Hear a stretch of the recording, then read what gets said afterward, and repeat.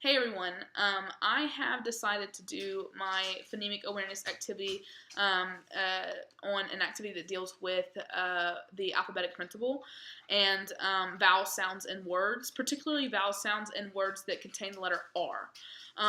A lot of kids, or most students, are aware of the long vowel, short vowel rule. So if it's a short vowel, then if it's short A, it sounds like ah. So at. It's easy for them to pronounce that because it is indicative of the word sounding like at. And if it's a long A, it would be pronounced A. So if the word is stay, then they know that's the long vowel, and that's how they use it. But these rules don't apply for words that contain letter R. So, like R or far. The sound for this A it's not short or long. Almost non-existent because it's overshadowed by this R.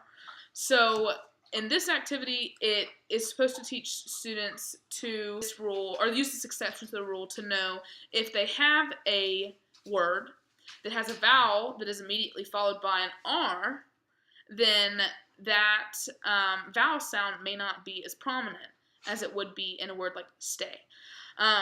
The activity I'm using is called Vowel Turtles, and it's a great activity that I found in the book that I want to introduce this lesson in, called Little Hanu, by Jacqueline Sweeney. She has a couple books I really like. I really like this this book series. I think it's great.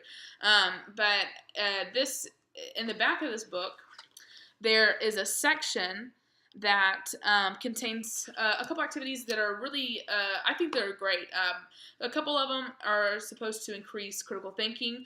A couple of them are ones that increase vocabulary.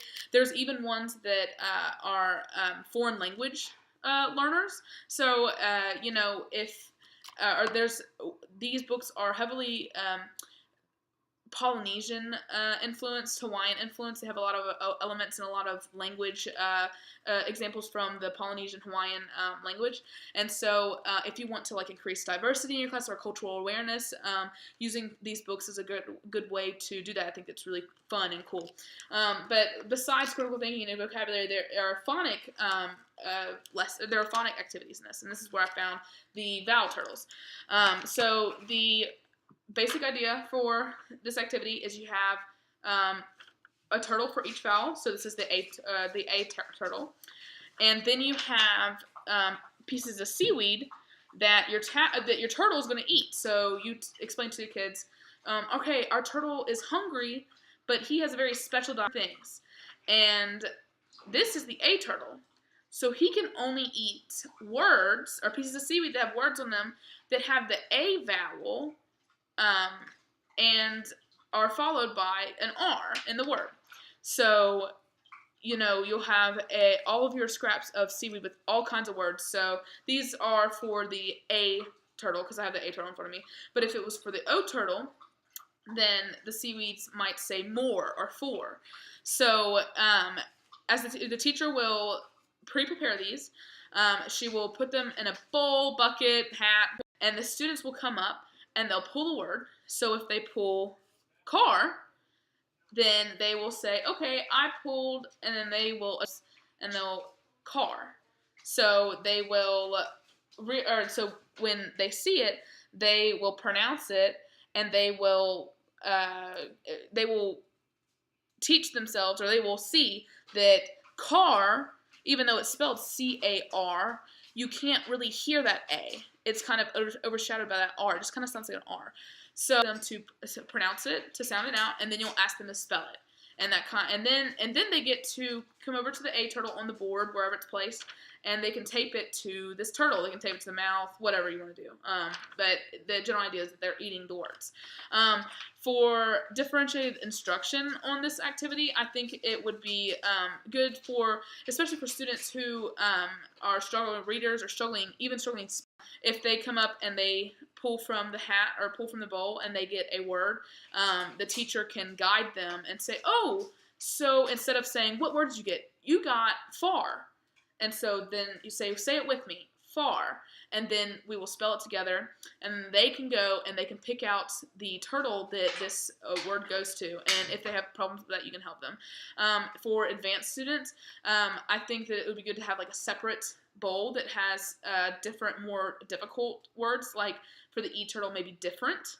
Because that applies, and it's also a little bit of a different word, so it presents them as a challenge to not only pick out the vowel and the R that goes with that word, but also to pronounce different. That's a little bit of a more challenging word to pronounce, especially if you're doing this with younger readers like first grade, even second grade.